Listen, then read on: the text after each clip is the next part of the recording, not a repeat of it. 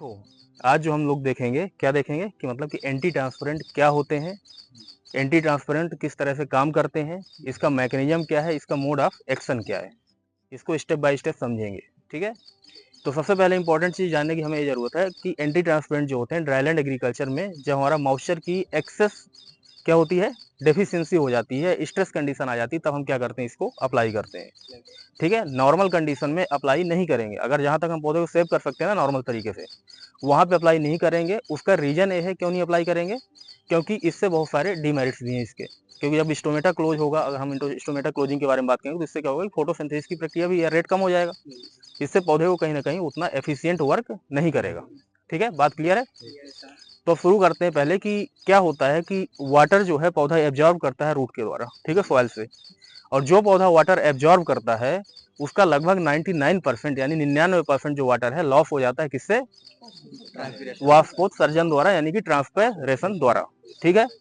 तो पहली इंपॉर्टेंट चीज हमें समझ में आ गई कि अगर हम ट्रांसपेरेशन को कंट्रोल कर लें, थोड़ा कम कर लेंगे, तो वाटर लॉस क्या होगा, पौधे से कम हो जाएगा। ठीक है। इसीलिए हम क्या करते हैं, वाटर लॉस को कम करने के लिए, इवेपोर ट्रांसपेरेशन को रोकने के लिए हम क्या करते हैं, एंटी ट्रांसपेरेंट का यूज करते हैं। साथ में हम ये भी करते हैं कि एंटी ट्रांसपेरेंट कुछ ऐसे होते हैं जो कि मतलब एंटी ट्रांसपेरेंट को कम करते हैं, साथ में रूट के एब्जॉर्प्शन मतलब कि डेप्थ को बढ़ाकर वाटर के एब्जॉर्प्शन को भी थोड़ा ज़्यादा गहरे रीजन से, या कि मतलब ज़्यादा डेप्थ से एब्जॉर्ब कर सकते हैं। ठीक है। तो इस तरह से हमारे एंटी ट्रांसपेरेंट कुछ बेनिफिट्स हैं, लेकिन मतलब इसको हम कब अप्लाई करेंगे, एडवांस कंडीशन में अप्लाई करेंगे। ठीक है, जब हमारी पौधी एकदम लगता है कि हमारा सूख जाएगा ड्राई कंडीशन में। तो यहाँ तक बात आपको समझ में आई होगी अच्छी तरह से। ठीक है, इसमें कोई डाउट तो नहीं है किसी को। तो हम देखते हैं स्टेप बाय स्टेप कि कौन कौन से एंटी ट्रांसपेरेंट होते हैं। ठीक है। तो एंटी ट्रांसपेरेंट, पहला जो एंटी ट्रांसपेरेंट होगा, stomata closing type anti transparent होगा। कौन सा होगा, स्टोमेटा क्लोजिंग टाइप। अब देखो, जैसा नाम से ही पता चल रहा है कि लीफ में क्या होते हैं, स्टोमेटा होते हैं। और जो वाटर का ट्रांसपेरेशन होता है किससे होता है, लीफ से होता है, स्टोमेटा से होता है, लीफ के, है ना, जो कि एरियल पार्ट होता है। यानी कि कह सकते हो कि उसको क्या बोल सकते हो हिंदी से, एरियल पार्ट को वायवीय भाग होता है। तो यहाँ से पानी उड़ता है लगातार। ठीक है। तो यानी कि हमें क्या करना चाहिए, स्टोमेटा को क्लोज कर देना चाहिए। अगर हम क्लोज कर देंगे तो क्या होगा कि वाटर उड़ना कम हो जाएगा। तो इसी के लिए हम stomata closing type anti transparent का यूज करते हैं। तो इसके उदाहरण जरूर याद रखना है। यहाँ पे उदाहरण सबसे इंपॉर्टेंट है, क्योंकि कॉम्पिटिशन एग्जाम में उदाहरण जरूर पूछे जाते हैं, इसके एग्जाम्पल पूछे जाते हैं। तो स्टोमेटा क्लोजिंग का एग्जाम्पल क्या है, पहला हमने क्या बताया था, पीएमए, फिनाइल मर्क्यूरिक एसिड। ठीक है, याद रहेगा, पीएमए फिनाइल मर्क्यूरिक एसिड। ठीक है, इसका यूज करते हैं 0.001% यूज करते हैं। ठीक है। और दूसरा एंटी ट्रांसपेरेंट का यूज हम कर सकते हैं, एक हर्बिसाइड होता है जो कि एट्राजीन है, उसको भी हम लो कंसंट्रेशन में एज ए एंटी ट्रांसपेरेंट या stomata closing type anti transparent use कर सकते हैं।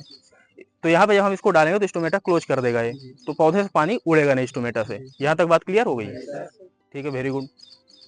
तो इसका एक डीमेरिट आपको बताया था कि अगर सपोज दैट स्टोमेटा क्लोज हो जाते हैं तो वाटर CO2 की एंट्री भी कम हो जाएगी, रिड्यूस हो जाएगी एंट्री। और CO2 जरूरी होता है किसके लिए, फोटोसिंथेसिस के लिए। यानी फोटोसिंथेटिक रेट हमारा क्या होगा, इस पौधे का कम हो जाएगा। इसीलिए हमने आपको बताया था कि इसको एडवर्स कंडीशन में ही यूज करते हैं, जब पौधा एकदम लगता है कि सूख जाएगा। क्योंकि इससे अगर हम नॉर्मल कंडीशन में डाल देंगे, अगर पौधा हरा भरा है, पानी भी है, फिर भी हम डाल दिए एंटी ट्रांसपेरेंट, तो इससे क्या होगा कि स्टोमेटा क्लोज होने की वजह से प्रॉब्लम क्या होगी, फोटोसिंथेटिक रेट कम हो जाएगा, और इससे कहीं ना कहीं प्रोडक्टिविटी हमारी अफेक्ट हो जाएगी। तो इसीलिए अगर हम ड्राईलैंड कंडीशन में मान लो लगता है कि पूरी तरह पौधा सूखने वाला है, या मतलब कि लॉस होना ही है यील्ड, तो हम एंटी ट्रांसपेरेंट का यूज कर देंगे, थोड़ा बहुत यील्ड तो हमें मिल ही जाए। ठीक है। तो इस तरह से हमने क्या पढ़ा, stomata closing type anti transparent, जो कि पहला था। अब दूसरा हमने एंटी ट्रांसपेरेंट कौन सा है, film farming type anti transparent, है ना। अब जैसा कि नाम से पता चल रहा है, फिल्म फार्मिंग यानी एक लेयर बना देगा ये। ठीक, क्या बना देगा, लेयर बना देगा, किसके बीच में, स्टोमेटा और एयर के बीच में। बात क्लियर है। तो स्टोमेटा और एयर के बीच में जो लेयर बना देगा, तो लेयर क्या काम करेगी कि वाटर को उड़ने नहीं देगी अगेन। तो इस तरह से क्या हो गया है, film farming type anti transparent हो गया। और इसका उदाहरण क्या था, बताओ, मोबिल लीफ हो गया, हेक्साडेकेनॉल होता है, या वैक्स कोई लगा सकते हो, ऑयल हो सकता है, उसका स्प्रे कर दोगे तो क्या होगा, यहाँ पे इस तरह से क्या करेगा, यहाँ पे लेयर बना देगा लीफ में। ठीक है। और जब लेयर बना देगा लीफ में, तो इससे पानी उड़ेगा नहीं अगेन। बात क्लियर है। इसके बाद हम तीसरे नंबर पे चलते हैं। तो तीसरा नंबर हमने क्या बताया था आपको, रिफ्लेक्टिंग टाइप। रिफ्लेक्टिंग टाइप मतलब कि क्या होता है, अल्ब्यूडो, रिफ्लेक्शन को क्या बोलते हैं, अल्ब्यूडो बोलते हैं। यानी कि मान लो सपोज दैट अगर सोलर रेडिएशन आ रही है, तो सोलर रेडिएशन आएगी तो यहाँ पे क्या करेगी, टेम्परेचर बढ़ाएगी। और इसका जब टेम्परेचर बढ़ेगा तो क्या होगा, इससे कि वाटर ज्यादा उड़ेगा, ज्यादा ट्रांसपरेशन होगा, सिंपल चीज है ना। तो इसको हम रोकने के लिए क्या करते हैं कि हम अगर जो सोलर रेडिएशन आ रही है तो हम अगर ऐसा कुछ कर दें कि जो रेडिएशन आ रही है वही क्या हो जाए, वापस चली जाए स्पीड में, यानी रिफ्लेक्ट हो जाए। जैसे कोई सफेद अगर आपका कहते हैं ना कि मतलब सफेद अगर कपड़ा है तो क्या करता है, ज्यादा गर्मी के दिन में कैसे कपड़े पहनना चाहिए, व्हाइट कपड़े पहनना चाहिए, ब्लैक क्यों नहीं पहनना चाहिए, क्योंकि क्या करता है, एब्जॉर्ब ज्यादा करता है, तो इससे गर्मी बढ़ेगी ना। तो ऐसा ही यहाँ पे होता है कि जैसे ही मतलब उसको हम डालेंगे तो रिफ्लेक्शन बढ़ा देगा, तो यहाँ पे हीट नहीं बढ़ेगी, और जब हीट नहीं बढ़ेगी तो ट्रांसपेरेशन क्या होगा कि कम रहेगा, तो इससे मतलब वाटर कंजर्व हो सकता है। ठीक है, बात क्लियर है। तो इसका उदाहरण क्या था बताइए, इसका उदाहरण है केओलाइन, केओलिन, ठीक है ना, क्या है, केओलिन, जो कि 5% यूज करते हैं, किसका यूज करते हैं, केओलिन। यह कि एक सिलाइट होता है, सिलाइट एक प्रकार की मतलब कि बिटुमिनस सॉइल होती है, जिसका हम यूज कर सकते हैं एज ए एंटी ट्रांसपेरेंट, जो कि रिफ्लेक्टिंग टाइप का काम करेगी। बात क्लियर है यहाँ तक, कोई डाउट इसमें। अब हम लास्ट में चौथे नंबर में चलते हैं, कौन सा है, रूट का ग्रोथ बढ़ाएगा, यानी कि हम यहाँ पे करेंगे ग्रोथ रिटार्डेंट का यूज। किसका यूज करेंगे, ग्रोथ रिटार्डेंट का यूज। यानी कि अगर हम कुछ ऐसा कर दें कि ये जो एरियल पार्ट है ना, इसका एरिया क्या हो जाएगा, यहाँ पे कम हो जाएगा। जब एरियल पार्ट का एरिया कम हो जाएगा तो कम होने से क्या फायदा होगा कि मतलब जब ज्यादा कम एक्सपोज है एयर से, तो मतलब कि ट्रांसपेरेशन कम होगा।